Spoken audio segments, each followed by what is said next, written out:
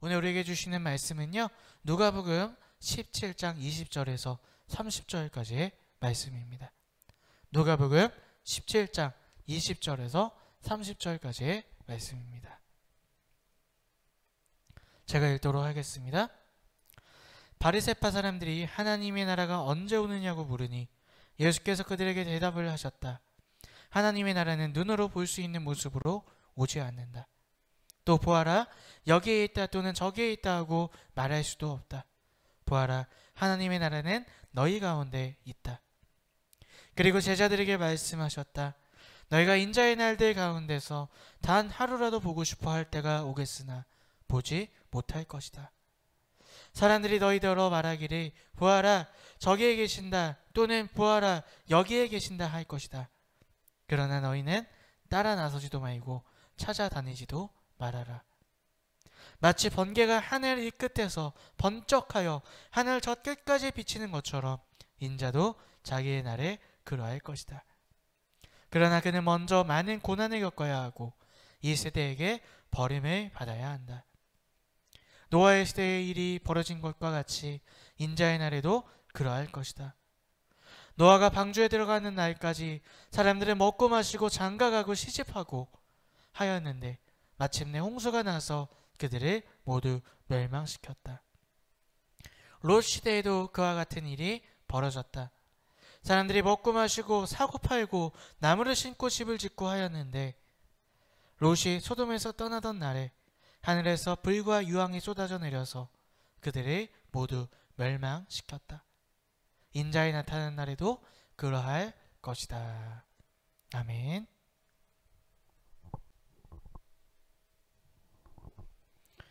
오늘도 예수님을 사랑하시고 주인 삼으셔서 여러분들 각자의 자리에서 예배드리시는 여러분들을 주님의 이름으로 환영합니다. 지난 한 주도 코로나가 계속적으로 확산하는 그런 위기의 시간들이었습니다. 또 태풍이 지난주에 왔었죠. 여러분 피해 없으시죠? 없기를 바랍니다. 태풍이 지나갔고 또 다음 주에 또 하나가 또 온다 그러죠. 이번 주에. 여러분들 대비 철저히 하셔야겠습니다. 또 의사협회는 파업으로 정부와 맞서고 있고 또 심각한 경제적 문제, 집합금지 명령이 2.5단계가 되었죠. 그래서 경제적 손실이 너무 클 것 같아서 많은 사람들이 걱정하고 있습니다. 많은 일들이 지난주에도 있었는데요. 그 많은 일들이 하나같이 우리를 힘들게 하고 어렵게 하는 그러한 일들이었습니다. 그래서 사람들이 불안해하고 예민해하고 어려웠던 그런 한 주가 아니었나 생각해 봅니다. 한 개인에게 여러 가지 악재가 겹치고 어려운 일이 막 생기게 되면 어떻게 되나요? 두 가지 반응을 보이게 됩니다. 이를 악물고 정신을 더 고추세워서 이 일을 이겨내야지 하는 사람이 있는가 하면 그 여러 가지 악재에 휩쓸려서 마음이 무너져버리는 사람이 있다는 것이죠. 그 두 가지 경우의 차이는 도대체 무엇일까요? 문제를 바라보는 시각의 차이가 아닐까 생각을 해봅니다. 내가 어떻게 해서든 이겨내야 돼, 극복해야 돼 라고 바라보는 사람이 있는가 하면 그 문제를 바라보고 두렵고 무서운 마음에 사로잡혀서 무너지는 사람들이 있다는 것이죠. 여러분이 어려운 시기를 어떻게 지내고 계십니까? 그저 불안한 마음, 두려운 마음으로 매일이 정말 지옥과 같은 그런 매일을 보내고 계시진 않으십니까? 아니면 버텨내고 극복할 수 있다는 마음으로 어떤 일이 와도 무너지지 않겠다, 그렇게 다짐하고 살아가고 계십니까? 여러분 절대로 무너지지 마시길 바라요. 좌절하지 마시길 바랍니다. 왜냐하면 우리에게는 버티고 이길 힘이 있기 때문입니다. 그 힘이 무엇입니까? 바로 우리 주 예수 그리스도가 우리와 함께 하시기에 우리는 분명히 극복하고 이겨낼 수 있을 줄로 믿습니다. 우리 로마서 말씀 함께 읽어보겠습니다. 누가 우리를 그리스도의 사랑에서 끊을 수 있겠습니까? 환난입니까? 곤곤입니까? 박해입니까? 굶주림입니까? 헐벗음입니까? 위협입니까? 또는 칼입니까? 성경에 기록한 바 우리는 종일 주님을 위하여 죽임을 당합니다. 우리는 도살당할 양과 같이 여김을 받습니다 한 것과 같습니다. 그러나 우리는 이 모든 일에서 우리를 사랑하여 주신 그분을 힘입어서 이기고도 남습니다. 예, 성경 말씀, 영원히 변하지 않는 그 진리의 성경 말씀이 우리에게 이렇게 이야기하고 있어요. 어떤 어려움이 와도 예수 그리스도는 여전히 우리를 붙잡아 주시고요, 그 사랑은 그 아무것도 끊을 수 없다, 우리에게 말하고 있는 줄로 믿습니다. 그렇기 때문에 이 어려운 시기에 이제는 진정 우리가 주님을 붙잡아야 할 줄로 믿습니다. 주님을 붙잡고 첫 번째로 모시고요, 그 말씀에 순종할 때가 이제 정말로 다다라 왔는 줄로 믿습니다. 여러분, 눈앞에 보이는 것 때문에 여러분 마음이 무너지지 마시길 바래요. 주님을 잃어버리지 마시길 바래요. 우리에게 승리를 주시고 그 어떤 어려움도 극복하게 하시는 그 예수님을 붙잡고 그 사랑에 힘입어서 우리가 이 어려운 시기를 넉넉하게 이기시는 우리 모두가 되시기를 주님의 이름으로 축복합니다. 오늘 말씀의 제목이 주님 나라를 누리며 기다리기라는 말씀의 제목이에요. 오늘은 제가 앞에도 말씀드렸지만 감리교 교회력상으로 왕국절이라는 그 절기가 시작되는 날입니다. 주일입니다. 예. 다른 절기에 비해서 조금 생소하게 들리실지도 모르겠어요. 그래서 왕국절이 무슨 날인가 제가 준비를 좀 해봤습니다. 네. 왕국절은요, 8월 마지막 주일부터 대림절 혹은 강림절 전 주일까지 13주간 동안 예수 그리스도의 재림과 심판, 그리고 하나님 나라와 그 통치를 기원하는 기간입니다. 특히 이 기간은 그리스도의 재림 후 완성된 하나님 나라에 대한 소망을 고취시키며 하나님 나라의 핵심의 사회적 책임을 다시 한번 확인하는 계기를 마련해주는 절기가 바로 왕국절입니다. 다시 말해서요, 하나님 나라를 주목하고 그 나라를 기다리며 또 우리의 모습을 점검하는 시간이 바로 왕국절이라는 것이죠. 예. 여러분, 지금 이 시기가, 이 시대가 우리의 오늘 이 왕국절이 우리에게 더욱더 필요한 절기가 아닌가 생각해 봅니다. 세상에 무슨 일이 있어도 변하지 않은 하나님의 나라, 우리가 그것을 바라보며 소망으로 삼고 살아갈 시기가 바로 지금이 아닌가 생각을 해봅니다. 이 말은요, 우리가 세상에 신경 끄자, 염세주의적인 이야기를 하는 것이 아닙니다. 우리에게는 영원히 변하지 않는 희망, 그 소망이 있기에 오늘 우리가 포기하지 말고 끝까지 열심히 희망을 갖고 살자는, 우리의 본분을 다하자는 그러한 말씀입니다. 자, 그렇다면 오늘 왕국절을 시작하는 오늘 이 주일날, 우리가 그리스도인으로서 하나님 나라를 바라보고 준비하는 구체적인 모습은 어떠한 모습일까요? 자, 첫 번째는요, 이미 임한 하나님의 나라를 누리며 사는 것, 이것이 왕국절을 통해 우리가 그리스도인으로서 하나님 나라를 바라보는 구체적인 모습 첫 번째라는 것입니다. 오늘 본문 말씀 20절 말씀 함께 읽어보겠습니다. 바리새파 사람들이 하나님의 나라가 언제 오느냐고 물으니 예수께서 그들에게 대답을 하셨다. 하나님의 나라는 눈으로 보일 수 있는 모습으로 오지 않는다. 자, 오늘 본문 말씀에 바리새파 사람들이 등장을 합니다. 그러면서 예수님께 하나님의 나라가 도대체 언제 옵니까? 라고 물어보고 있습니다. 이스라엘 민족이 생각하는 하나님의 나라는 두 가지 나라가 있어요. 첫 번째는 현시적인 하나님의 나라를 생각하고 있었어요. 메시아가 오셔서 지금 로마의 압제에 시달리고 있는 이스라엘을 해방시키시고 하나님이 통치하신 나라를 세우실 것이라는 현시적 나라를 생각하고 있었고요. 또 묵시적인 하나님의 나라를 생각하고 있었습니다. 그건 뭐냐? 바로 죽어서 가는 천국을 이스라엘 민족이 생각하고 있었다는 것이죠. 오늘 바리새파 사람들이 물어보는 하나님의 나라는 바로 이 묵시적인 하나님의 나라. 우리가 죽어서 갈 하나님의 나라는 언제 임하게, 어떻게 임하게 되는 것입니까? 마치 어떤 공연장에, 어떤 콘서트장에 가기 위해서는 언제 어디서 공연을 시작합니까? 그것을 물어보는 것처럼 장소와 시기를 물어보고 있습니다. 그러나 예수님은 그 장소와 시기를 물어보는 바리새파 사람들에게 전혀 다른 대답을 하고 계십니다. 우리 21절 말씀 함께 읽어보겠습니다. 또 보아라, 여기에 있다 또는 저기에 있다 하고 말할 수 없다. 보아라, 하나님의 나라는 너희 가운데에 있다. 바리새파 사람들은요, 하나님의 나라가 언제 임하겠습니까? 어디서 임하겠습니까? 그것을 물어봤는데 예수님은 그게 아니래요. 언제 어디서 임하는 게 하나님의 나라가 아니라고 말씀하십니다. 그러면서 또 이미 하나님의 나라는 너희 가운데 있다라고 말씀하고 계세요. 예수님이 도대체 무슨 말씀을 하고 계시는 것일까요? 먼저 우리가 성경에서 말하는 하나님 나라의 개념에 대해서 우리가 몇 가지를 좀 살펴보려고 합니다.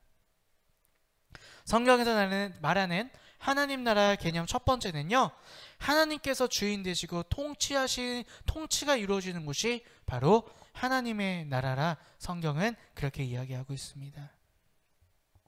하나님 나라의 가장 중요한 요소는 하나님의 주권, 하나님의 통치가 이루어지는 거예요. 한 개인이나 또 개인들이 모인 어떤 무리에 하나님이 왕 되실 때, 그 가운데 말씀이 실행될 때에 그곳이 바로 하나님의 나라라는 것입니다.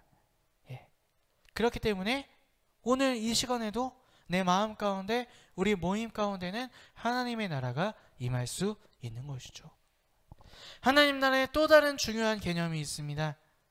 그것은 뭐냐면요, 예수님이 오심으로, 이 땅에 오심으로 하나님의 나라는 이미 임하였고, 예수님께서 다시 오심으로 하나님의 나라는 이 땅 가운데 임할 것이다. 다시 말해서요, 이미 이루어진 하나님의 나라가 있고 또 임하게 될 하나님의 나라가 있다는 것입니다. 먼저 우리는 이미 임한 하나님의 나라에 대해서 먼저 좀 살펴보고자 합니다. 여러분, 우리의 힘으로는 하나님의 나라 가운데 들어갈 수가 없습니다. 이미 임한 나라건 임할 나라건 우리의 힘으로는 하나님의 나라 가운데 들어갈 수가 없어요. 우리에게는 욕심과 교만으로 만들어진 죄가 있기 때문이에요. 그래서 우리 마음 가운데 죄를 틈타서 마귀가 들어와서 우리의 주인 노릇을 하고 있기 때문에, 마귀의 통치가 이루어지고 있기 때문에 우리는 우리의 죄로 인하여서 하나님 나라에 들어갈 수가 없다는 것이죠. 그러나 예수님께서 이 땅 가운데 오셔서 우리의 그 죄를 대신해 십자가를 지시고 죽었다, 부활하심으로 말미암아 우리가 그 사건을 믿고 그 십자가를 믿고 나아갈 때 우리의 죄는 사여지고 우리의 마음 가운데 예수님을 영접함으로 말미암아 하나님의 나라가 이루어지게 된다는 것입니다. 바로 오늘 21절에서 예수님께서 말씀하신 너희 가운데 하나님 나라가 있느니라 라고 말씀하신 부분이 바로 이거예요. 우리가 예수 그리스도의 십자가를 믿고 예수님을 나의 주인님으로 영접하며 나아갈 때, 예수님을 나의 주인 삼고 살아갈 때 그 마음이, 그렇게 나타나는 내 삶의 모습이 하나님의 나라를 만들어가게 된다는 것입니다. 오늘 우리가 이 왕국절을 시작하면서 먼저 이미 임한 이 하나님의 나라가 내 마음 가운데 있는지, 그 나라를 누리며 살아가고 있는지 먼저 점검하시는 저와 여러분들이 되셨으면 좋겠습니다. 여러분, 하나님의 나라는 어떤 나라일까요? 하나님의 나라가 임했다는 증거는 과연 무엇일까요? 우리 요한계시록 21장 3절 4절 말씀 한번 읽어보겠습니다. 그때 나는 보좌에서 큰 음성이 울려 나오는 것을 들었습니다. 보아라, 하나님의 집이 사람들 가운데 있다. 하나님이 그들과 함께 계실 것이요, 그들은 하나님의 백성이 될 것이다. 하나님이 친히 그들과 함께 계시고 그들의 눈에서 모든 눈물을 닦아주실 것이다. 다시는 죽음이 없고 슬픔도 울부짖음도 고통도 없을 것이다. 이전 것들이 다 사라져 버렸기 때문이다. 네. 물론 이 말씀은 이제 예수님께서 다시 오셔서 이 세상을 심판하시고 임할 하나님의 나라에 대한 모습이에요. 그러나 임할 하나님의 모습과 이미 임한 하나님의 모습은, 하나님 나라의 모습은 같다는 것이죠. 오늘 우리가 이미 임한 하나님의 나라를 내 마음 가운데 내 주변에 누리며 살아간다면 눈물도 슬픔도 고통도 없어야 한다는 것입니다. 혹시 내가 예수님을 믿는다 하지만 내 마음이 지옥 같지는 않으십니까? 눈앞에 벌어지는 문제 가운데 너무나 쉽게 휘청휘청거리고 예수님보다 다른 것을 쫓으며 살아서 내 마음이 항상 심란하고 어렵고 그러지는 않으십니까? 무엇이 문제일까요? 내가 예수 믿는 그리스도인임에도 불구하고요, 지금 내 마음이 지옥 같고 힘들다면 여러분 마음에 누가 통치자인지를 점검해 보시기 바랍니다. 여러분 마음 가운데 누가 주인 되고 계시는지를 점검해 보시는 여러분들이 되셨으면 좋겠습니다. 내 지식의 주인은 아니십니까? 내 감정의 통치를 받고 계시진 않으십니까? 내 자신이 왕노릇하고 계시진 않으십니까? 사단에게 휩쓸려 사단에게 얽매여 살아가고 계시지는 않으십니까? 오늘 우리의 주인을 점검해 보아야 됩니다. 이미 임한 하나님의 나라를 누리는 비결은요, 예수님의 십자가를 믿고 그 예수님이 나의 주인 되시고 그 예수님의 통치를 받는 것입니다. 그럴 때에 우리는 이미 임한 하나님 나라 가운데 온전히 살아갈 수 있을 줄로 믿습니다. 여러분, 하나님의 나라를 누리시길 바랍니다. 예수 그리스도의 말씀이 주인 되는 내 마음, 예수님이 통치하시는 내 마음, 또 그런 자들이 함께 모인 그 공동체 가운데 이미 임한 하나님의 나라, 그 능력과 그 기쁨과 그 소망으로 살아가시는 저와 여러분들이 되시기를 주님의 이름으로 축복합니다.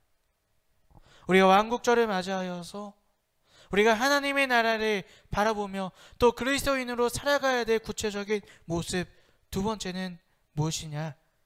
두 번째 모습도 함께 볼게요.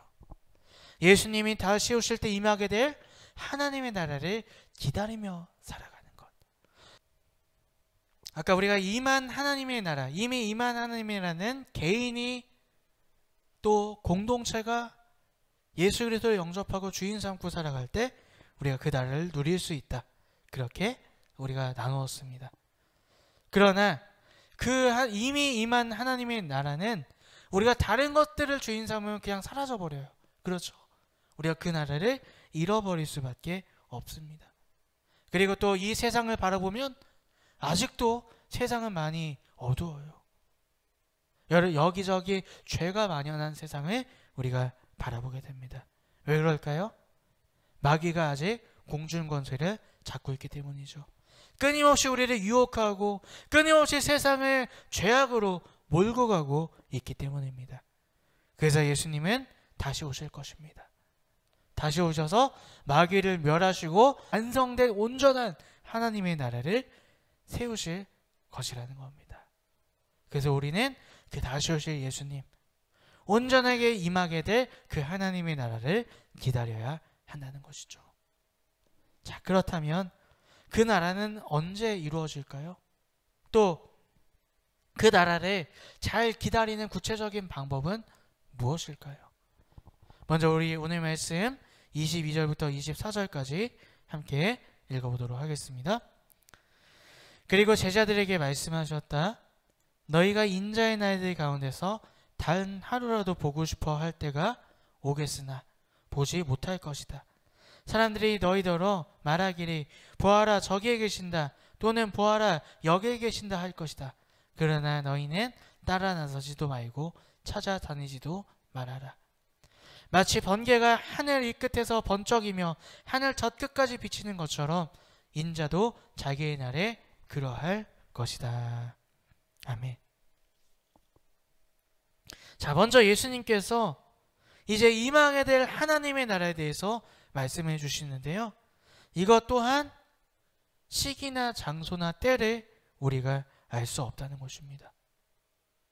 다시 말해서 우리가 연구한다고 해서, 우리가 기도한다고 해서 시기나 때와 장소를 알아낼 수가 없다는 것입니다.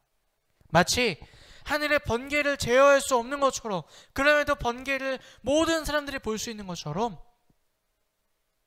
다시 오실 예수님, 임할 하나님의 나라는 오직 하나님의 주권 가운데 또 모든 사람들이 볼 수 있게 임하게 된다는 것입니다. 그러므로 우리가 먼저 조심해야 될 것은요, 여러분, 말세론, 종말론, 이러한 사이비 이단에 빠지지 않도록 조심하셔야 돼요. 여러분, 유튜브에 넘쳐나는 게 그러한 영상들입니다. 아, 하나님이 나한테 특별하게 알려주셨어요.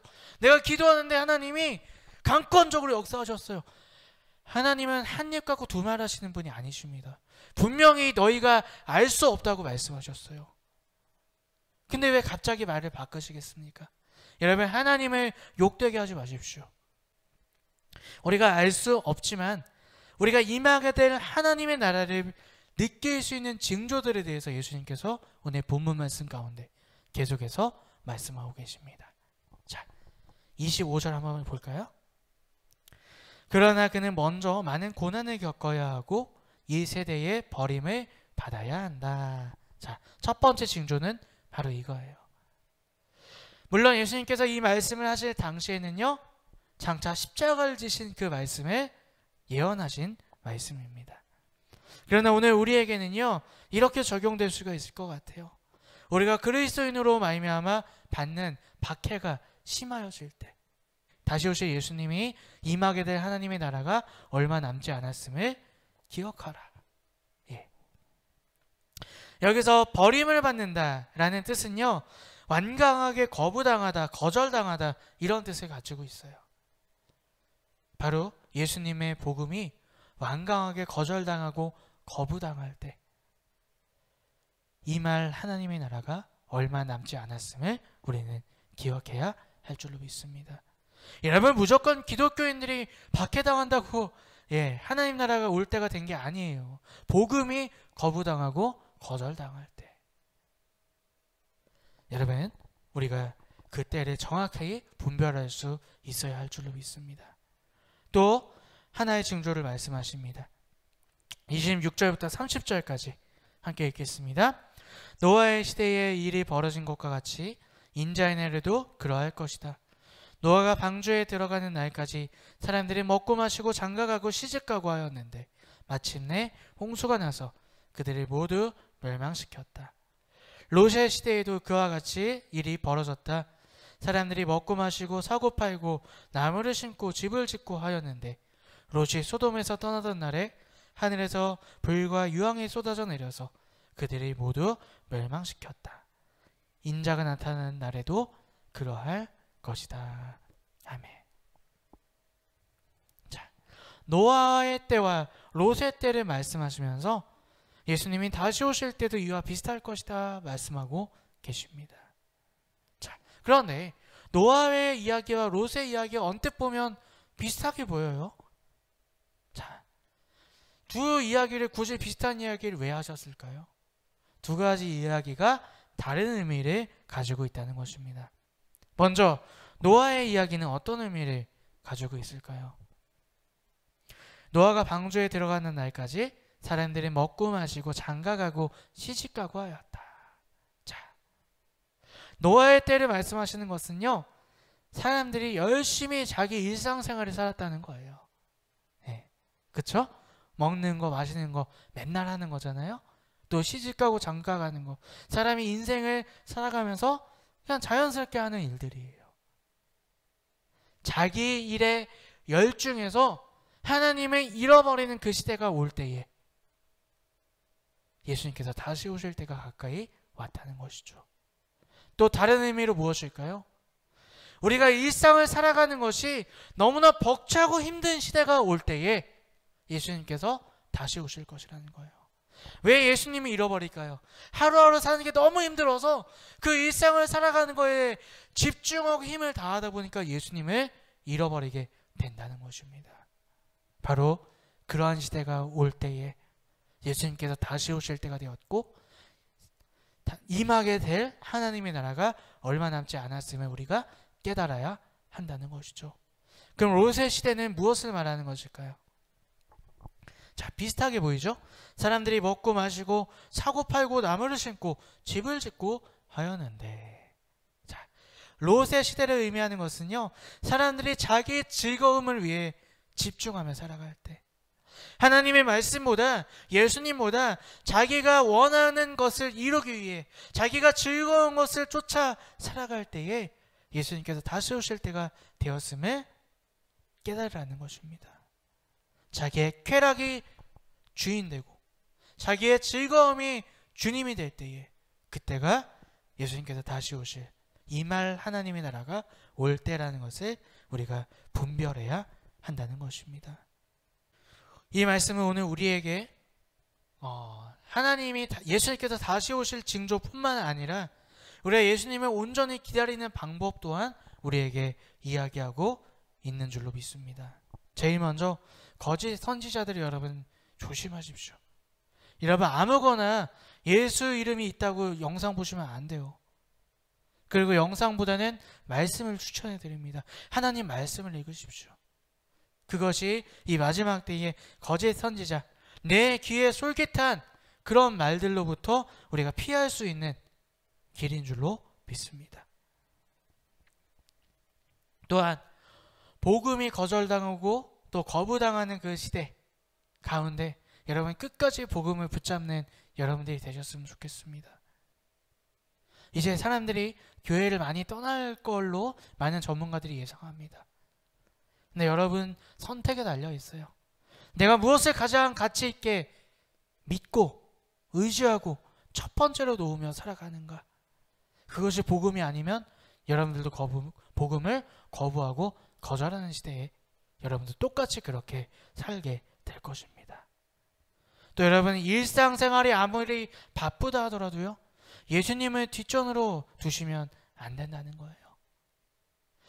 하루하루 살아가는데 아무리 바쁘고 힘들어도요, 예수님을 첫 번째로 모시며 살아가기에 노력하는 것, 그것이 다시 오실 예수님, 임할 하나님의 나라를 기다리는 모습이라는 것입니다. 마지막으로 내 쾌락과 즐거움 가운데 하나님을 잃어버리지 마시기 바랍니다. 내가 여행 가야 되고, 요즘에 그런 얘기 많이 하죠. 나에게 상 주기 위해서 예수님을 잃어버리고, 내 즐거움과 쾌락을 위해 예수님을 잃어버린다면 우리는 온전히 다시 오실 주님을 기다리지 못하는 삶을 살 수밖에 없을 것입니다. 여러분 너무 어렵다는 생각이 혹시 드십니까? 그래서 우리가 온전히 기다릴 수 있게 예수님께서 무기를 주셨어요. 바로 말씀과 기도입니다. 우리가 왜 항상 말씀을 봐야 되고 왜 항상 쉬지 말고 기도해야 되는가? 그 말씀과 기도를 통해서 하나님께서 계속해서 우리가 어떻게 살아야 될지를 말씀해 주시기 때문입니다. 여러분 야구 경기 보신 적이 있나요? 야구 경기를 보시면은요, 끊임없이 감독이 코치가 이런 것들 막 합니다. 이게 뭐죠? 사인이요. 경기에 뛰고 있는 선수들에게 이거 이번에 이렇게 해야 돼, 이번에 이 사인을 내서 이렇게 공격해야 돼, 이렇게 수비해야 돼, 끊임없이 사인을 보여줍니다. 공 하나 던질 때마다 사인이 바뀌어요. 우리 예수님이 우리에게 그렇게 사인을 주고 계시다는 거예요. 말씀과 기도 가운데. 그렇기 때문에 우리는 말씀과 기도를 끊임없이 붙잡고 우리에게 날마다 사인해 주시는 그 예수님의 음성과 그 능력으로 다시 오실 주님, 또 임할 하나님의 나라를 기다리며 살아가는 저와 여러분들이 되셨으면 좋겠습니다.